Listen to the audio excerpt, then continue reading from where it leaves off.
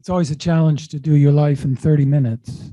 So just move me along, Tom, if I Okay. get distracted. But So, I'm thrilled to be here, and I'm thrilled to see all of you here again in person. It's been a long time, and it's wonderful. All right. so I'd like to, let's just start at the beginning. I guess, where are you from and where'd you go to college and what did you study? Well, I was born in Manhattan in New York, and that's where my family had been for many generations. I grew up this is one of my favorite New York maps from the late 19th century. I grew up outside the city in the suburbs, but was always going to the city because that's where my family was, and my father worked there.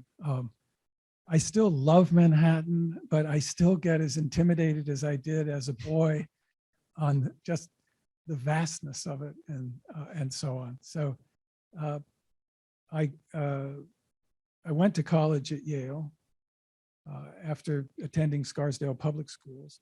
I always loved maps as a boy. I had them on my walls. These were simple maps, National Geographic, the kinds of things that were accessible to me. But early on, I discovered I just loved looking at maps, which many of you can understand, I'm sure. Just the pure pleasure of it. And so what was it like? You graduated, and tell us about what you did after you graduated and some of those first experiences that you had.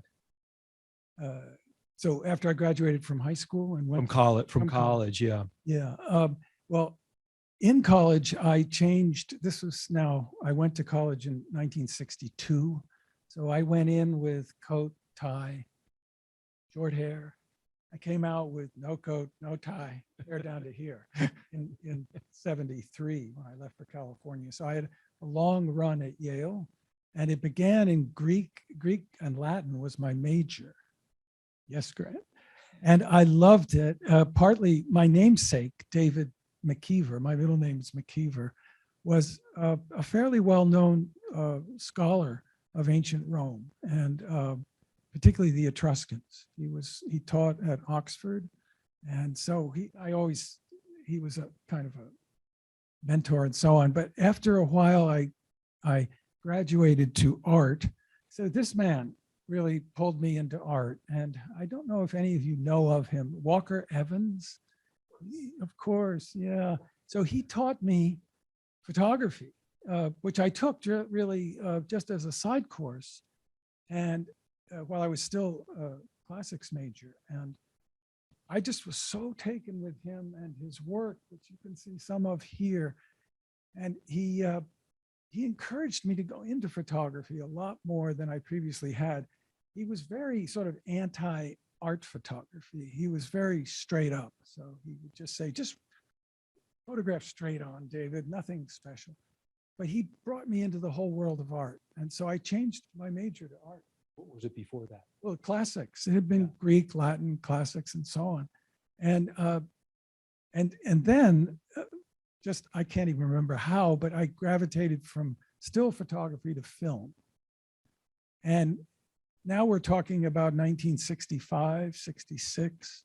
And so my thesis for my art degree was a surrealistic film, somewhat inspired by the work of Luis Buñuel, who was a Spanish filmmaker. And the department loved my work, so they encouraged me to stay on and get a master's.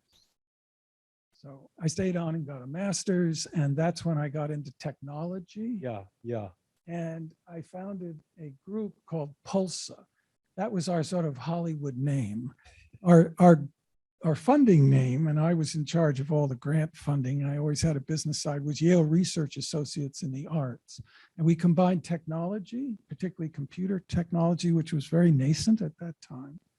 Next one, please, sorry. With public environments. So we created this kind of environment here, which is inside. These are some of the first integrated circuits that we got to run these environments. These were all free. We were very idealistic. I can. Oh, you can do it. It's working. Great. This is, this is Paul Fuge, one of our members, building the machine here on the left, which really was the first music synthesizer ever made. It predates Robert Moog, if any of you know the history of that.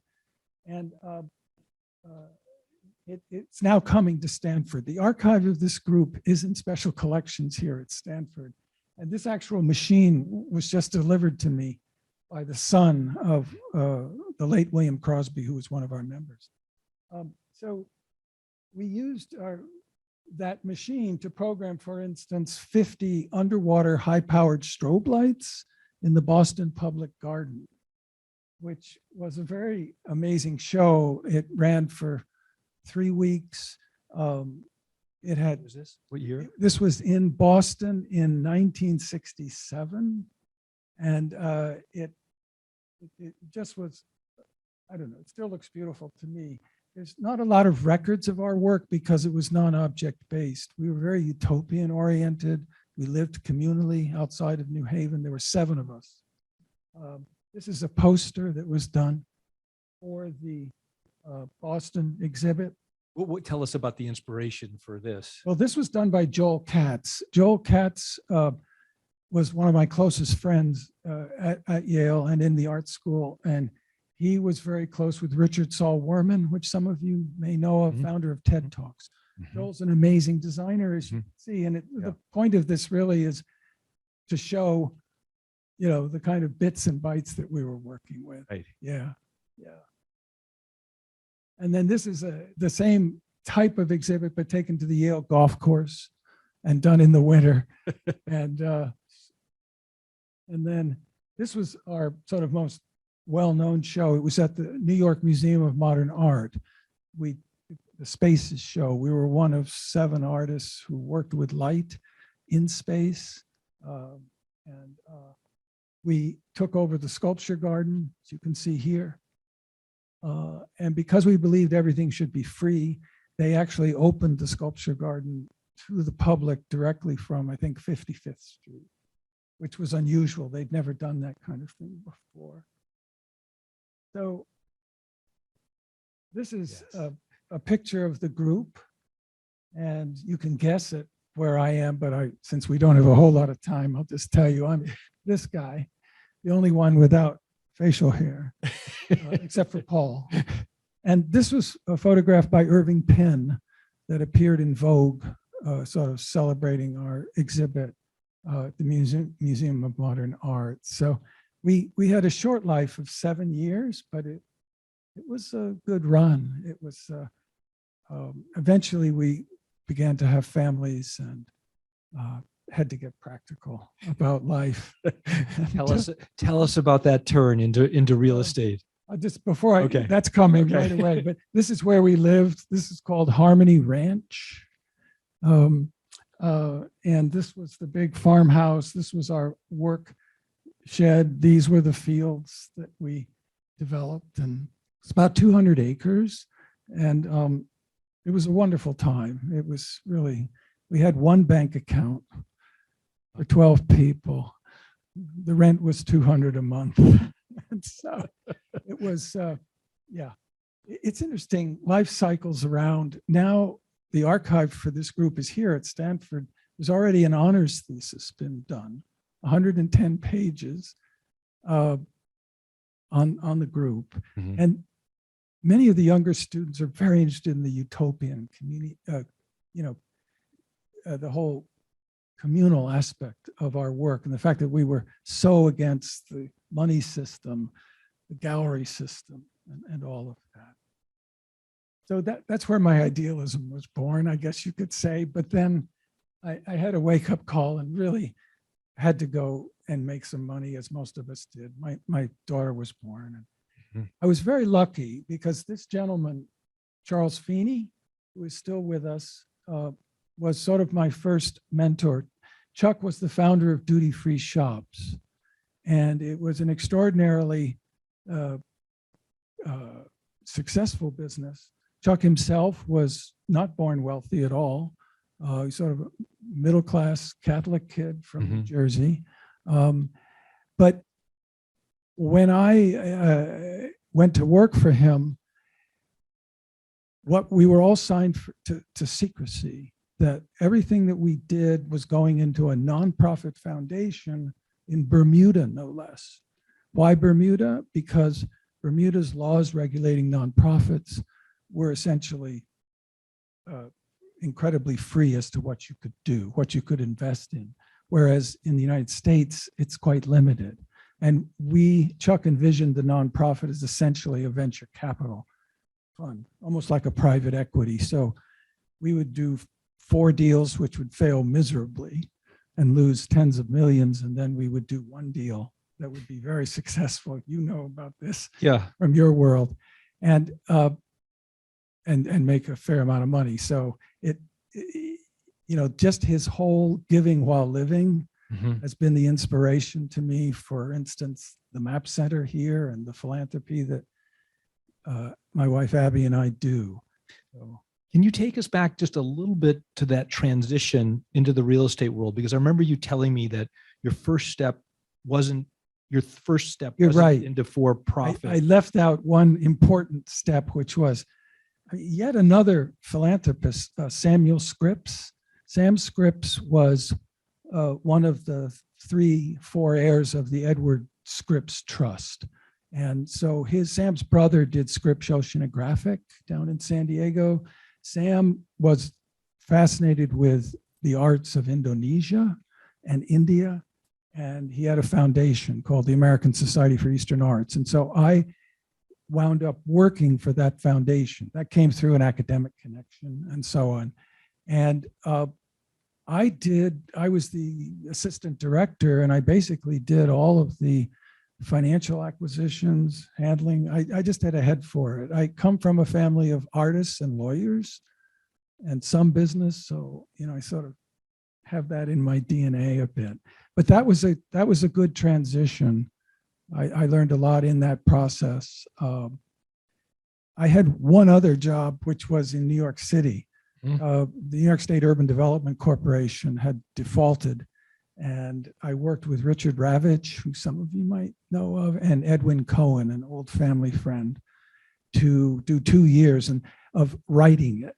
In other words, it had been a financial disaster, and we refinanced everything and brought it back into success. And that was like my business school. Yeah. Yeah. I do have to interject that I learned through our conversation that Ed Cohen, who I interviewed with in 1988, yes, and Steve Denning, General Atlantic, and David were the 3 founding partners of General Atlantic. I think that's about right. Yeah.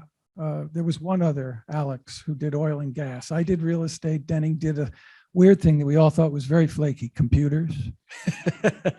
But it was computers and Denning that really built the whole business of that investment fund.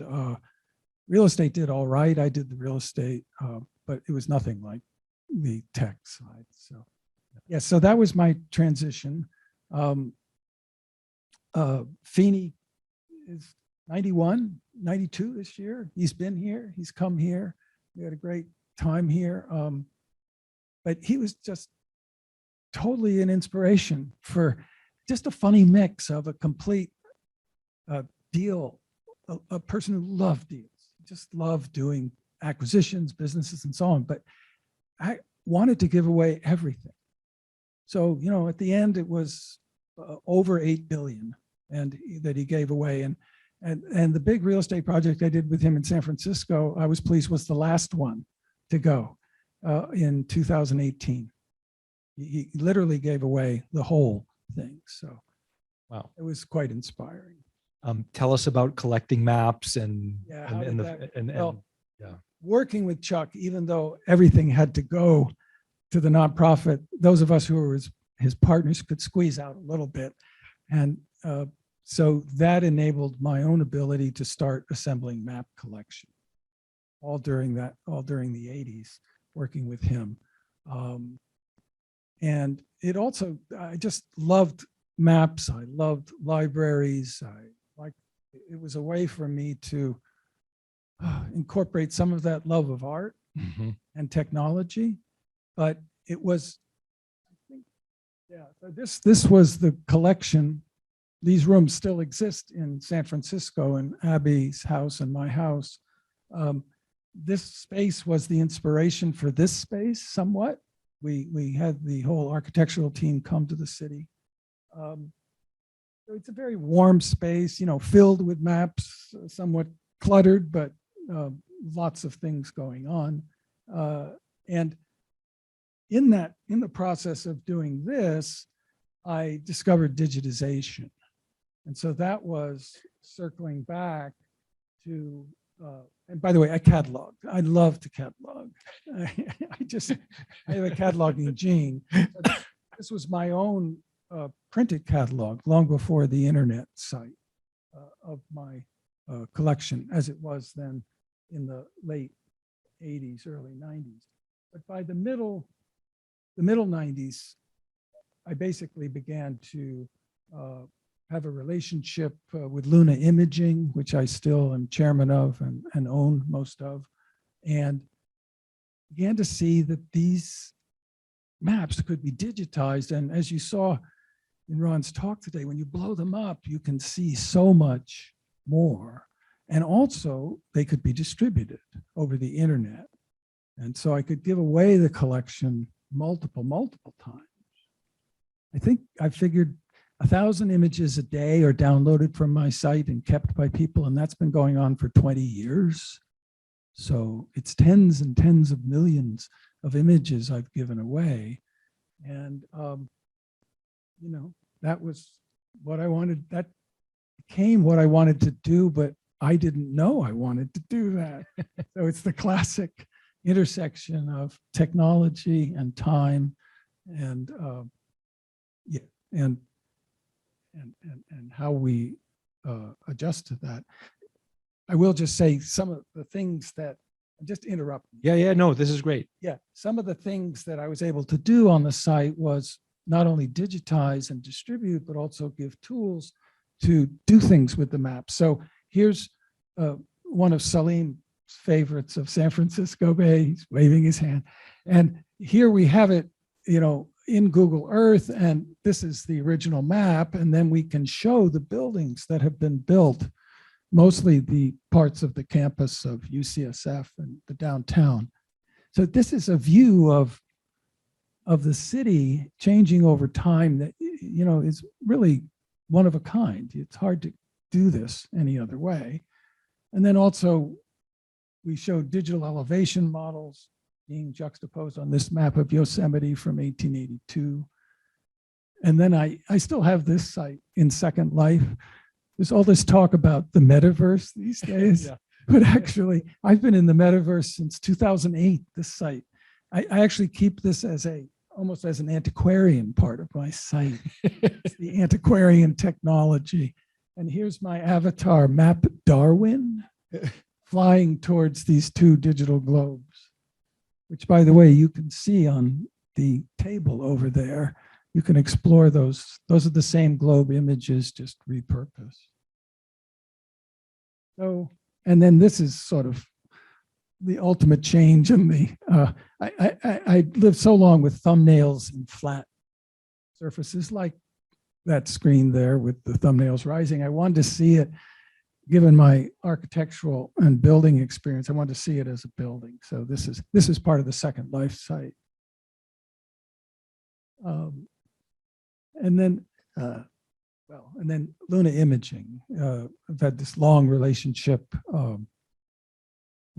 We're really, we're proud of, we're sort of the endless startup. We never grow. So David, Luna is the digitization group, and Cartography Associates is the software, or is it vice versa? Vice versa. Yeah. Cartography Associates does all the digitization, the cataloging, the acquisition, the organizing, and so on. And Luna does the software and the hosting. Luna's a wonderful company, 60 clients who are pretty much all libraries, longstanding clients. And we just keep chugging along and we add new features. So that Luna's a critical part of my whole ability to be on the web. And the engineers there are really have become good friends and priceless colleagues, really. Tell us about about your vision for the Rumsey Center and a couple of the projects that you're working on. Well, I love the Rumsey Center became, starting in, gosh, Salim, I think it was 2012, we began the yes. Yep, that's right. And then Salim and myself and Julie Sweetkind Singer began the design of this wonderful space and started construction in 2015. And now we've just refreshed the technology. All these screens are new, they've been replaced, the old ones, and the computation. We added the touch table. So we're trying to, you just have to do that with this kind of project. You got to refresh the technology. Mm-hmm. And what I'm excited about is we're also, I'll just tell you, you wanted me, I think, to talk a little bit about other organizations that I'll go into that just real fast. I've had 8 relationships with libraries as sort of the digital person at my age, which is sort of wonderfully odd, sort of retro, but John Carter Brown Library, American Antiquarian Society, Samuel Crest Foundation of New York, and so on. But I've now just gone down to just a few. Long Now Foundation, longnow.org, which some of you may know. We promote long-term thinking, wonderful group. We're building a clock, 10,000-year clock in Texas. And then the Internet Archive, long relationship with them. It's archive.org. And in fact, we just this is my whole map collection is now at archive.org. It's a wonderful preservation. Another project has been land conservation in Canada. It's just really related to my long relationship with Cape Breton Island in Nova Scotia. It's an 8,000-acre project that Abby and I have largely been the donors for. This whole area of land, it's 3 miles of coastline and just the most beautiful place. And our house is the last house that survives in it. They all left. The original settlers, 10 families, 120 kids, they left because the winters are very difficult. As you could see, the entire Gulf of St. Lawrence freezes over. And this is where it is. So, but coming back to the Map Center, Salim and I have several projects in the works, and the one that I'll just mention here. Are we doing okay for time? Yeah, I think we'll ask a few questions. Okay, great. A little bit. The one that you see here is a collaboration with a group called Machines Reading Maps. They are based at the Alan Turing Institute in London. That's one partner. And then Yao Yi Chang's computation group in the University of Minnesota.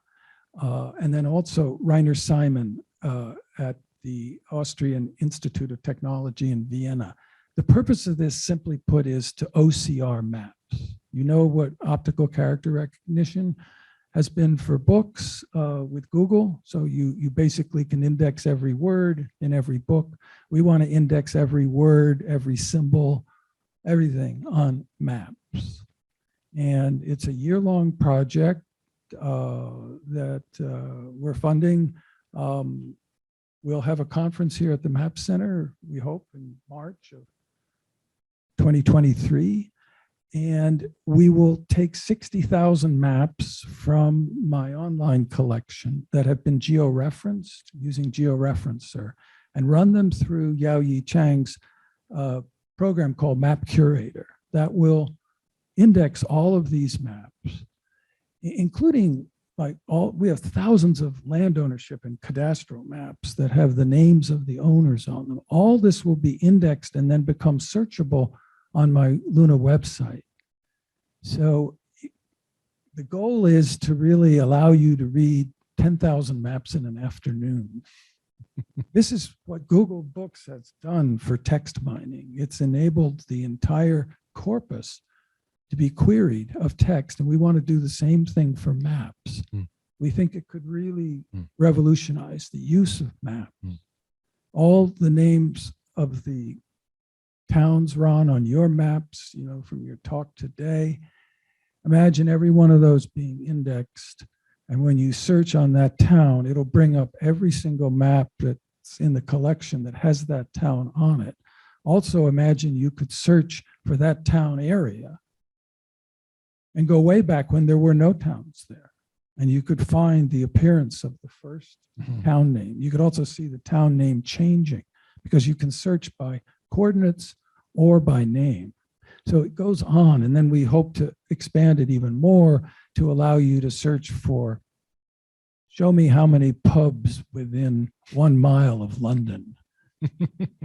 Things we can't do. I mean, we can do them with maps if you had the time to spread out thousands of maps. So this, to me, is exactly what the Map Center is about. We want to use technology to transform the way maps can be used by all manner of people. You know, this is a very sophisticated tool that I'm sure a lot of researchers will approach in a very complex way. But it's also just for genealogists and everyday folks who want to be able to find these undermapped sort of places, these names that never make it into the map records. And so I think we're hopeful on that. Well, this has been absolutely great. I actually would love, I know we're at time, but I think I'm going to exercise some discretion here and field a few questions if there are any. Is that all right? Oh, we have one on the microphone. Yeah, could you tell us a little bit about how Walker Evans influenced you? Well, he influenced me that you can make a life out of art, as he did. And, you know, he was a photographer for Fortune magazine. He worked during the Depression. And then he did books. He did Let Us Now Praise Famous Men with James Agee. But his main influence on me, I think it was very profound, was just his whole straight up. I call it straight up. He said, David, don't make these photos look like painting. Some of the photos I would take to him in our sessions would have shadows, things that I thought were beautiful, different angles. And he said, no, that's not what art is about. For him, he says, it's straight up. It's really a document of a moment. And on the back, write the time of day that you took it, where you took it, and any other information. So it was that art as document that I think moved me into art and technology, and maybe even into maps, because maps are essentially flat, other than our beloved globes. So that it was a big influence. Question here.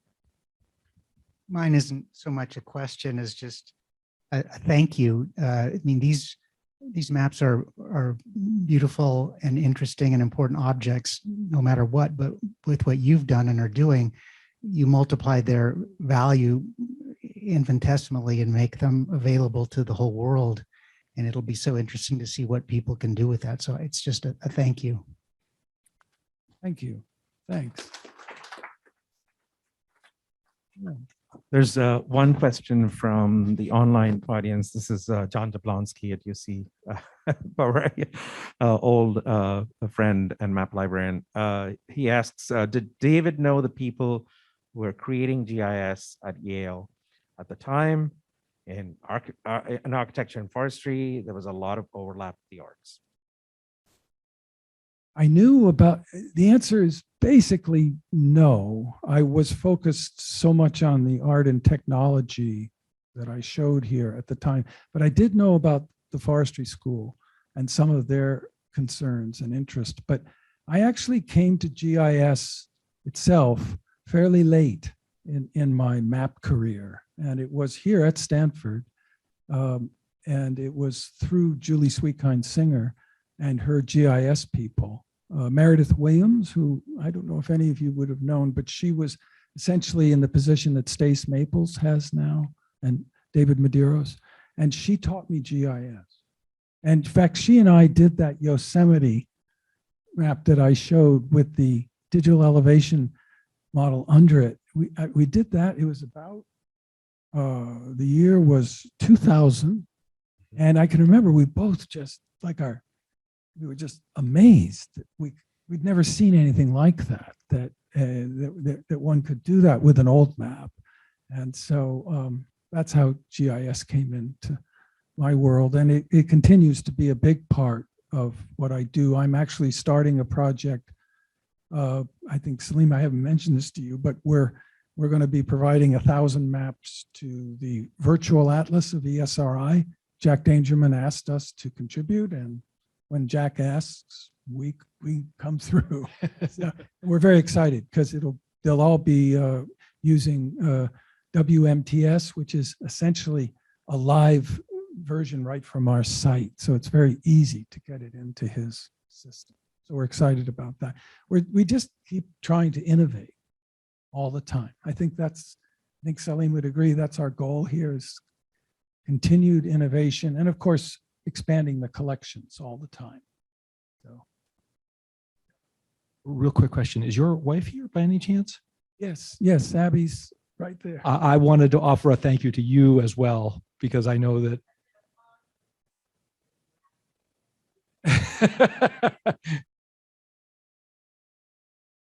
we appreciate it sincerely. Thank you so much. Thank you to both of you. We really appreciate your time. Our pleasure, really. Thank you.